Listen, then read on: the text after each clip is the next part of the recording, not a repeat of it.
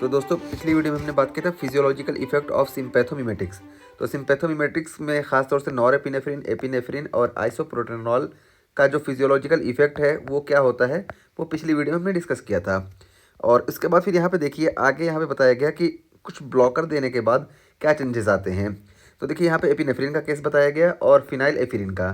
तो एपिनेफ्रिन के बारे में मालूम है कि ये अल्फ़ा पे भी एक्ट करती है और बीटा पे भी एक्ट करती है। तो इसमें अल्फ़ा ब्लॉकेज के बाद क्या चेंजेस आएंगे ये हम बात करेंगे, और फिनाइल एफिरिन में अल्फ़ा ब्लॉकेज के बाद क्या चेंजेस आएंगे वो हम बात करेंगे। तो देखिए एपिनेफ्रिन के बारे में सबसे पहले देखिए नॉर्मल हम पीछे भी बात कर चुके हैं, एक बार फिर से हम इसको रिकॉल कर लेते हैं। तो देखिए ये सिस्टोलिक ब्लड प्रेशर आ रहा था, हमने एपिनेफ्रिन दिया। तो एपिनेफ्रिन देने की वजह से ये अल्फ़ा पे भी एक्ट करा और अल्फ़ा वन और बीटा वन दोनों पे एक्ट करा। तो अल्फ़ा वन पे एक्ट करने की वजह से वेसल्स कॉन्स्ट्रिक्ट हुई और बीटा वन पे एक्ट करने की वजह से हार्ट रेट इंक्रीज़ हुआ। इस वजह से देखिए ये सिस्टोलिक ब्लड प्रेशर इंक्रीज़ हो गया। और डायस्टोलिक की हम बात करें तो देखिए डायस्टोलिक पे देखिए ये बीटा टू पे इसका एक्शन अल्फ़ा वन के मुकाबले ज़्यादा होता है। तो बीटा टू पे जब इसका एक्शन ज़्यादा हुआ इस वजह से वैसो डायलेशन हुआ, और वैसो डायलेशन होने की वजह से डायस्टोलिक बीपी जो हुई वो डिक्रीज़ हो गई। तो देखिए डायस्टोलिक बीपी डिक्रीज़ हुई। लेकिन देखिए नेट इफेक्ट क्या है, यानी मीन आर्टेरियल प्रेशर जो है इसमें क्या हुआ ये तो इसके लिए देखिए सिस्टोलिक ब्लड प्रेशर ज़्यादा इंक्रीज़ हुआ और डायस्टोलिक ब्लड प्रेशर कम डिक्रीज़ हुआ, जिसकी वजह से मीन आर्टेरियल प्रेशर में इंक्रीज़ ही हुआ, हल्का सा इंक्रीज़ हुआ, ये देखिए हल्का सा।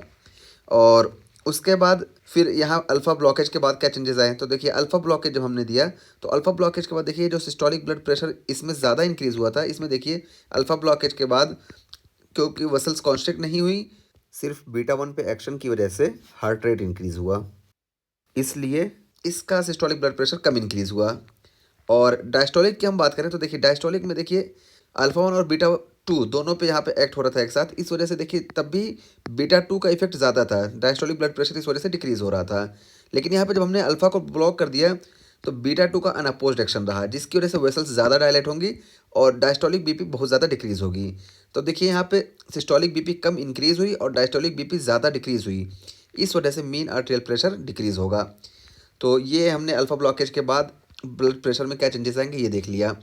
और हार्ट रेट में देखिए तो ये बीटा वन पे एक्ट करता है, बीटा वन पे एक्ट करने की वजह से हार्ट रेट इंक्रीज़ होगा नॉर्मल कंडीशन में। लेकिन जब हम अल्फ़ा ब्लॉकर दे देंगे तो देखिए मीन आर्टेरियल प्रेशर डिक्रीज़ हुआ, और जब मीन आर्टेरियल प्रेशर डिक्रीज़ हुआ इसकी वजह से बीटा वन की एक्टिविटी देखिए यहाँ पे तो रहेगी ही क्योंकि अल्फ़ा ब्लॉकेज हो रहा है।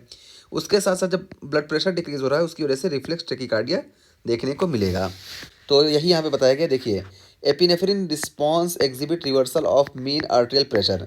तो एपिनेफ्रिन जो होता है ये शो करता है कि मीन आर्टेरियल प्रेशर का रिवर्सल हो जाता है फ्रॉम ए नेट इंक्रीज। यहाँ पे देखिए नेट इंक्रीज हो रहा था अल्फा रिस्पॉन्स, तो अल्फा रिस्पॉन्स की वजह से नेट इंक्रीज हो रहा था, फिर अल्फा रिस्पॉन्स को हमने ब्लॉक कर दिया टू ए नेट डिक्रीज। तो अल्फा रिस्पॉन्स को ब्लॉक करने की वजह से नेट डिक्रीज देखने को मिलेगा, और इसके लिए रिस्पॉन्सिबल कौन होगा, बीटा टू रिस्पॉन्स। तो बीटा टू का रिस्पॉन्स बढ़ जा रहा है, इसकी वजह से ब्लड प्रेशर नेट में हमें डिक्रीज देखने को मिलेगा। तो ये हो गया हमारे एपिनेफ्रिन के साथ। और फिनाइल एफिरिन के साथ क्या होता है, देखिए फिनाइल एफिरिन हमें मालूम है कि ये सिर्फ अल्फ़ा वन और अल्फ़ा टू पे एक्ट करती है, बीटा वन पे इसका एक्शन नहीं है, मतलब बीटा रिसेप्टर पे इसका एक्शन है ही नहीं। तो देखिए बिफोर ब्लॉकेज क्या होगी, तो बिफोर ब्लॉकेज देखिए ये अल्फ़ा वन की वजह से वेसल्स को बहुत ज़्यादा कॉन्स्ट्रिक्ट कर देगी, तो देखिए सिस्टोलिक ब्लड प्रेशर बहुत ज़्यादा इंक्रीज़ हुआ और डायस्टोलिक ब्लड प्रेशर भी इंक्रीज़ होगा, क्यों, क्योंकि अल्फ़ा वन पे सिर्फ ये एक्ट कर रही है। तो जिसकी वजह से देखिए नेट जो है यानी मीन आर्टेरियल प्रेशर ये भी इंक्रीज़ हुआ। ये तो हो गया। अब हम ब्लॉकेज जब करेंगे तो देखिए आफ्टर अल्फ़ा ब्लॉकेज, चूँकि बीटा पे इसका कोई एक्शन ही नहीं है, तो अल्फ़ा ब्लॉकेज देने के बाद भी बहुत सारे अल्फ़ा रिसेप्टर्स ब्लॉक तो हो जाएंगे लेकिन कुछ काम करेंगे, जिसकी वजह से अभी भी सिस्टोलिक ब्लड प्रेशर इंक्रीज़ होगा और डायस्टोलिक भी इंक्रीज़ होगा, क्यों, क्योंकि बीटा टू पे इसका कोई एक्शन ही नहीं है, इस वजह से बीटा टू मीडिएटेड वैसोडायलेशन नहीं होगा। तो जब सिस्टोलिक भी इंक्रीज़ हो रहा है, डायस्टोलिक भी इंक्रीज़ हो रहा है, तो जाहिर सी बात है कि मीन आर्टेरियल प्रेशर भी इंक्रीज़ ही होगा। तो ये हो गया अल्फा ब्लॉकेज के बाद। और हार्ट रेट में क्या देखने को मिलेगा, तो देखिए हार्ट रेट में यहाँ देखिए मीन आर्टेरियल प्रेशर इंक्रीज़ हो रहा था, ब्लड प्रेशर यानी इंक्रीज़ हुआ, जिसकी वजह से नॉर्मल कंडीशन में रिफ्लेक्स ब्रेडिकार्डिया देखने को मिला था, ठीक है। और यहाँ पे देखिए यहाँ पे भी मीन आर्टेरियल प्रेशर इंक्रीज़ हो रहा है, हल्का सा इंक्रीज़ हो रहा है, तो हल्का सा इंक्रीज़ होने की वजह से हार्ट रेट में भी हल्की सी कमी आएगी रिफ्लेक्स की वजह से, देखिए हल्का सा डिक्रीज़ हुआ। हालांकि इस कंडीशन में ज़्यादा हो रहा था, क्यों, क्योंकि यहाँ पे ब्लड प्रेशर जो था वो ज़्यादा इंक्रीज़ हो रहा था, इसकी वजह से रिफ्लेक्स ब्रेडिकार्डिया ज़्यादा देखने को मिल रहा था। यहाँ पे मीन आर्टेरियल प्रेशर कम इंक्रीज़ हो रहा है, इस वजह से हार्ट रेट कम डिक्रीज़ हो रहा है। और उसके बाद फिर है यही चीज़ यहाँ पे बताई गई, देखिए phenylephrine response is suppressed but not reversed. तो फिनाइल एफिरिन का जो रिस्पॉन्स है वो सप्रेस हो जाता है, कम हो जाता है, लेकिन रिवर्स नहीं होता है। रिवर्स क्यों नहीं होगा? क्योंकि इसका पूरा एक्शन अल्फा वन एगोनिस्ट पे है, बीटा एगोनिस्ट पे इसका कोई एक्शन ही नहीं है, तो रिवर्सल कैसे होगा? बस ये है कि इसका एक्शन जो है वो कम हो जाएगा, क्योंकि अल्फा वन ब्लॉक हो गए, उसकी वजह से कम हुआ।